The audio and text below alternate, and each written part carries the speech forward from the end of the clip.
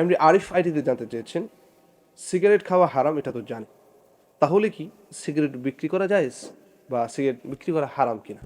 অত্যন্ত গুরুত্বপূর্ণ বিষয়, মনে রাখবেন। সিগারেট এটা খুবই খারাপ, খুবই নিন্দনীয়।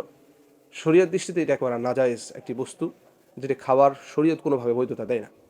আমরা যারা অনেকে আছে ৫ ওয়াক্ত নামাজ পড়ি আবার সিগারেট খাই, আল্লাহ আমাদেরকে মাফ করুক। অনেকে আছে ৫ ওয়াক্ত নামাজ পড়ে ভালো ব্যবসা করি, সৎ ব্যবসা করার চেষ্টা করি, সিগারেট বিক্রি করি। মনে রাখবো, যেই বস্তু খাওয়া হারাম সেই বস্তু বিক্রি করা হারাম। যে বস্তু খাওয়া নাজায়েজ সেই বস্তু বিক্রি করা নাজায়েজ। যে বস্তু খাওয়া মাকরুহ ওই বস্তু বিক্রি করা মাকরুহ। তাহলে আপনার সিগারেট বিক্রি করাকে মাকরুহ তাহরিমি বলে, কেউ বা আবার হারাম বলে সিগারেট খাওয়াটাকে। সব মিলিয়ে হলো সিগারেট খাওয়া নাজায়েজ, এখন সিগারেট বিক্রি করাও নাজায়েজ হবে। এই জন্য প্রিয় আরিফ ভাইকে বলবো, অবশ্যই আপনার দোকানে যদি সিগারেট থেকে থাকে, এটা থেকে আপনি মুক্ত থাকার চেষ্টা করবেন।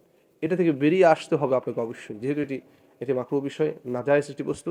আল্লাহ তাআলা আমাকে আপনাদের সকলকে এই ধরনের হারাম, নাজায়েজ, মাকরুহ বস্তু বিক্রি করা থেকে হেফাজত করুক, এই ধরনের গুনাহে লিপ্ত হওয়া থেকে হেফাজত করুক। আসসালামু আলাইকুম ওয়া রাহমাতুল্লাহি ওয়া বারাকাতুহু।